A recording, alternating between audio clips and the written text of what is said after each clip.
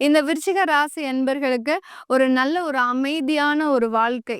அததான் ரொம்ப எதிர்பார்த்துட்டு இருக்கிறாங்க. ஒரு நிம்மதியே இல்லாத வாழ்க்கை. ஒரு அலுவலகத்துக்குள்ள போனாலும், அந்த அலுவலகத்துல பார்த்தீங்கன்னா, தேவையில்லாத ஒரு தொந்தரவுகள், நீங்க செய்யாத தவறுகளுக்கு ஒரு தண்டனைய அனுபவிக்கிறது. அடுத்து பார்த்தீங்கன்னா, எப்போ நமக்கு இந்த வேலை போகுமோ? அப்படின்ற மாதிரியாகலாம் தேவையில்லாத தொந்தரவுகளை அனுபவிச்சிருப்பீங்க.